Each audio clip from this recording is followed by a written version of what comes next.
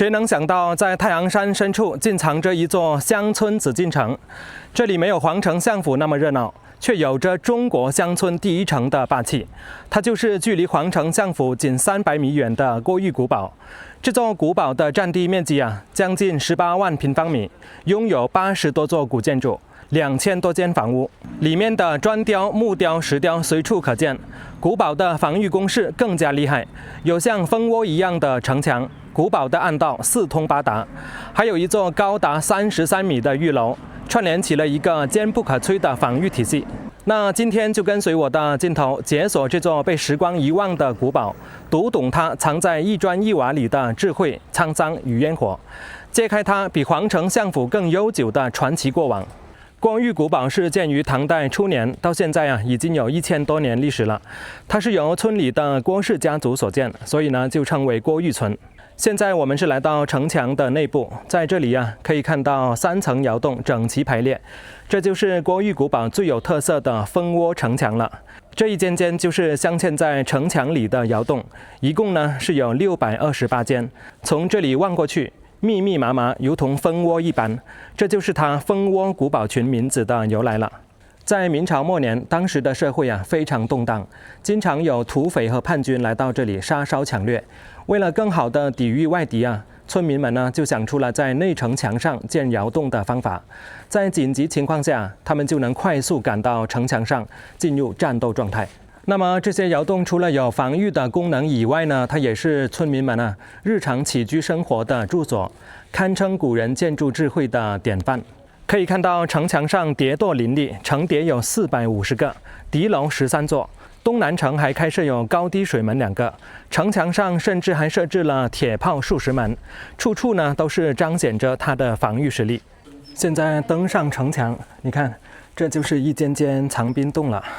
繼續再往前面走，沿着城牆走，我們就可以看到一間間錯落有致的明清古民居了。上面是青磚灰瓦，木門雕花。大多數都保留着原始的風貌，各種精美的磚雕、木雕、石雕隨處可見。上面有花鳥魚蟲、人物故事，工藝精湛，栩栩如生。這邊還有一棵梨樹，上面是結滿了果實，只是現在梨子還比較小。你很難想象這座看似普通的村莊，在明清時期是文風鼎盛、富甲一方。在這裡，先後走出了25位舉人、14位進士。民間還流傳着這樣的說法：郭峪山莊上下服，秀才舉人2500。這便是對郭峪古堡人文底蘊最好的詮釋，也印證了它作為歷史文化重鎮的輝煌。其實郭峪古堡的歷史比皇城相府還要悠久，因為皇城相府內的陳氏家族最開始就居住在郭峪古堡，後來家族發達了之後才搬出了古城，修建了現在的皇城相府。所以說是先有郭峪古城，後有皇城相府，郭峪古堡才是陳氏家族的根脈所在。郭峪古堡的靈魂可以說一半是防禦的堅韌，一半是文人的雅致。漫步在古堡的深處，隨處可見豪華的官宅府邸，還有古樸的普通民居。他們錯落分布，既有高官府邸的威嚴，也有尋常百姓家的溫情，可以說是一步一景，一景一史。其中最引人注目的就是康熙皇帝的老師陳廷敬的祖居了。作為清代第一漢臣，陳廷敬輔佐康熙53年，28次升遷，主持編撰《康熙字典》，平定三藩、平定噶爾丹等重大事件中都有陳廷敬的身影。他是深得康熙皇帝的信任與器重。而這一座祖居就是陳廷敬童年生活、讀書的地方了。在古堡的中心有一座高達33米的7層高樓，它就是古堡的心臟御樓，也是村民口中的明代摩天大樓。遠遠望過去的確很雄偉，很難想象這麼高的樓房竟然是幾百年前建造的。這座御樓是建於明崇祯13年，比皇城相府的和山樓還要高大雄偉，兩者的樣式基本相同，兩棟高樓遙相呼應，作用也一樣。在戰亂時期都可以容納全村1000餘口人在裡面避難，但御樓的規模要更大一些。關於御樓的御字，它是取自易經的御卦，就是要知變應變，凡事要做好提前準備的意思。這也是郭峪村人建造這棟高樓的初衷。在明朝末年，郭峪村曾多次遭遇到流寇的洗劫，付出了慘重的代價。玉樓裡面有一塊石碑叫做《浣語辨忠字記》，上面就明確記載了郭峪村曾經被李自成的農民軍4次洗劫，有3000多個村民被殺害。劫後餘生的村民痛定思痛，在富商王崇新的帶領下，捐款捐物修建防禦工事。玉樓就是在這樣的背景下修建成的。它雄踞於城中，巍然壯觀，結構得體。登上樓頂可以瞭望方圓數十里。一旦有外敵入侵，這裡既是指揮中心，也是堡中堡。那現在我們就走進玉樓，感受它的雄偉與堅固。參觀玉樓要先穿過這道大門，進來之後下面是一個院子，兩邊是廂房，看起來非常的古樸。而後面呢就是玉樓了。從這裡往上看，非常的高大雄偉啊。與皇城相符的河山樓一樣這條梯子呢原來是沒有的。以前的人要上去就要用到木梯子。人上去了之後呢，再把梯子收起來。那麼眼前的這條樓梯呢，就是為了方便遊客上去參觀而新修的。走進玉樓就能夠感受到它的雄偉與堅固了。它的底層牆體厚度達到了2米，隨着樓層的遞高，逐級遞減。到了第7層牆體還有0.8米厚，全部都是用青磚砌成，沒有現代化的鋼筋水泥。卻能夠歷經數百年風雨而屹立不倒。玉樓的入口狹窄而隱秘，這樣的設計呢，就是為了在戰時抵禦流寇的進攻，能夠最大限度地保障城內村民的安全。進來之後，這裡還有一道大門，你看，往右邊走呢就是登樓，往這一邊呢就是地道的入口了。我們先來看看地道，然後呢再登樓看看。哇，這下面呢就更窄了。那麼這棟玉樓呢，它是有5開間所以說它是比較寬的。這下面呢就是地下室了，裡面是應有盡有你看有水井、灶台，這個是石磨、石碾。你看這裡就是地道的入口了。在這個角落裡呢，還有一間房間相信這個是糧食的儲藏室。那麼即使在這裡被圍困了幾個月村民呢也能夠在這裡面自給自足。來看一下這邊牆上呢還有4個斜形方口，那麼這個呢就是用來排氣和採光的，而下方的圓形孔洞就是用來補充新鮮空氣，一上一下形成空氣對流，堪比現代的通風系統。看完了地下室，現在呢就登上頂樓來看看。上來這第2層了，看到了一些民俗文化展覽。那現在呢繼續往上面走，來到第5層了。這一面應該就是那一塊浣語辨忠字記石碑了。這是幾百年前雕刻的文字看起來還是很工整繼續往上走，快要登頂了。這裡是擺放着好多紡紗機再往上走就是第7層了，也就是一間閣樓。站在這裡，大家可以想象一下，在數百年前村民們站在樓頂瞭望遠方，警惕着流寇的動向，也能感受到他們歷經磨難之後依然堅守家園的勇氣。站在這一邊就可以看到遠處的皇城相府了。這棟玉樓呢，就和皇城相府的河山樓遙相呼應。登上了玉樓的樓頂之後呢，現在我們到地道裡面去走一走。從這裡往下就是機關重重的暗道了。這個暗道越往下面走就越狹窄，而且呢特別陡你看這裡台階的上方全部都是寫着碰頭是福，那說明遊客在這裡沒有少碰頭你看這個台階呢，只能是這麼側着走走到這裡的拐彎處突然間變矮。大家可以想象一下戰鬥時期在這麼狹窄的巷道中你追我趕，要是不熟悉環境的敵人追到這裡，大概率呢會撞得暈頭轉向。在這個位置，如果實在是抵擋不住就可以關上通道上的這道小石門，就能夠切斷敵人的追擊路線了。更加令人驚嘆的是，玉樓裡面竟然是有3條暗道，分別是通往城外、城內，還有通往蜂窩城。所以說，它既是逃生通道，也是傳遞消息的秘密通道，設計得十分的巧妙啊！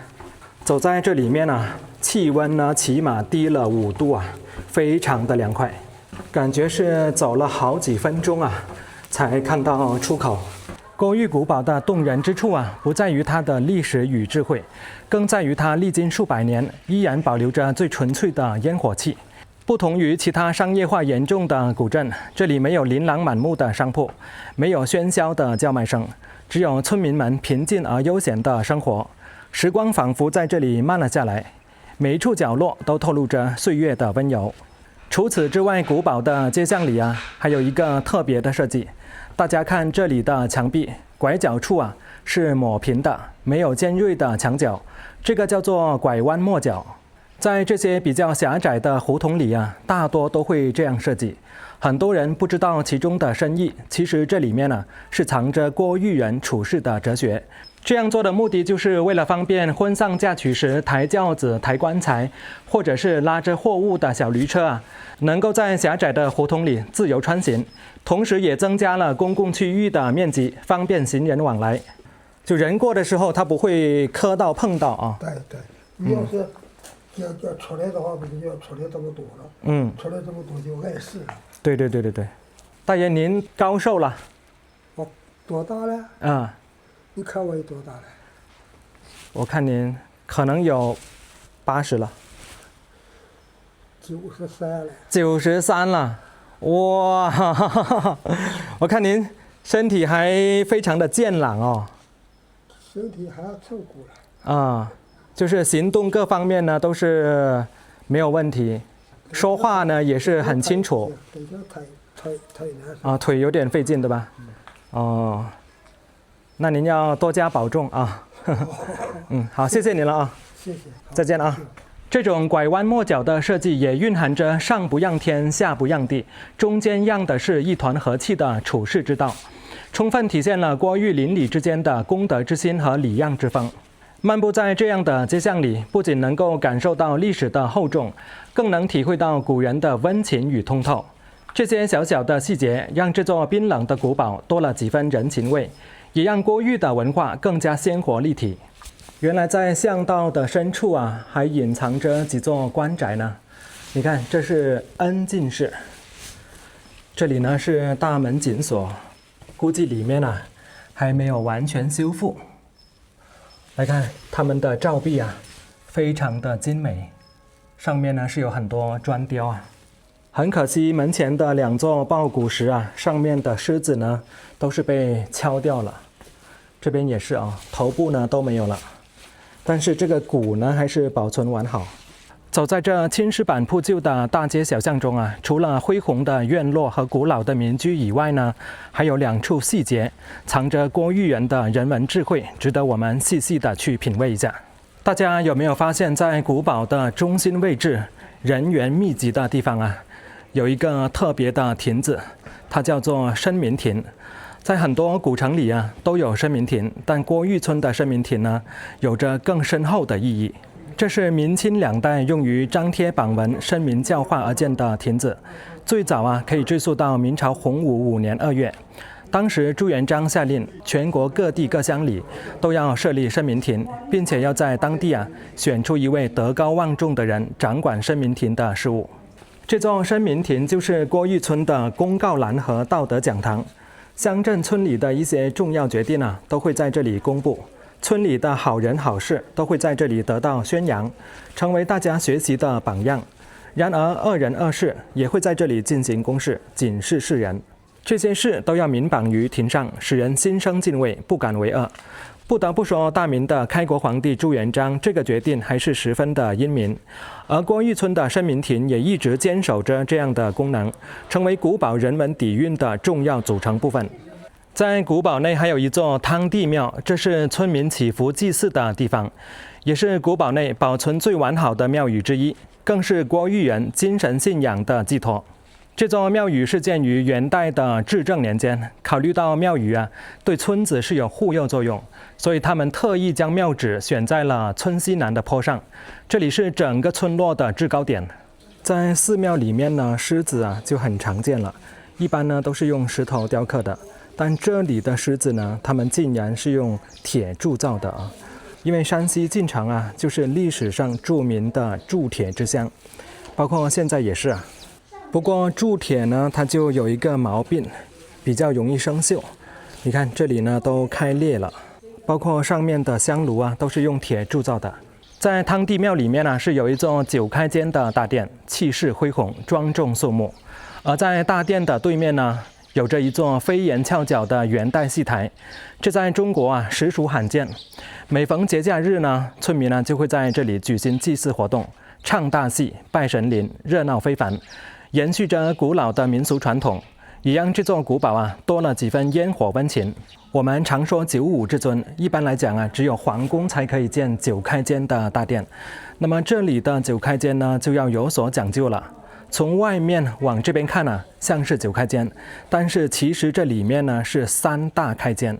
我們一起來看一下，最右邊的這間呢叫做昭惠殿，裡面供奉的是二郎神。這中間的一大間呢是承湯殿，最左邊的大殿呢就是關聖殿了，裡面供奉的自然就是關公。古城裡面還有一座聖旨科舉博物館呢，也進來看一看這座博物館就是在城牆的邊上，你看這一間間窑洞就是以前的藏兵洞了，也被稱作蜂窩洞這裡面還收藏着以前的兵器呢，中間還有一座大炮，這上面刻着奉天誥命。那麼上方呢就是乾隆皇帝頒發的聖旨了，這邊呢也是聖旨，還有這種滿文漢文和滿文一起寫。這裡還放着2張朝鮮的聖旨不過用的也是漢字唯有讀書高，這上面呢是掛着一張椅子還有桌子，看來平時在上面呢是有人坐在上方在那裡表演落日西沉，暖金色的余暉漫過青灰色的城牆，為這座千年古堡鍍上了一層柔和的光亮，褪去了往日的滄桑與林立。城牆之上有村民在散步，有遊客在拍照，歡聲笑語回盪在古堡的上空。此刻沒有戰火紛飛，沒有顛沛流離，只有煙火氤氲，安然向暖。這座曾經用來抵禦流寇的古堡，如今成為了村民們安居樂業的家園，也成為了人們逃離喧囂、感受歷史、品味人文的淨土。走出郭峪古堡，回望那巍峨的城牆、高聳的玉樓、錯落的古院，心中滿是感慨。這裡的一磚一瓦，藏着血與火的記憶，藏着古人的建築智慧與生存勇氣。這裡的一亭一巷，藏着人文的溫度，藏着鄰里的禮讓與歲月的溫柔。它比皇城相府更悠久，比尋常古鎮更厚重，是一部活着的歷史，一段流淌的文明。願這座千年古堡在時光的洗禮中依舊熠熠生輝，讓更多人讀懂它的傳奇，傳承它的智慧與溫情。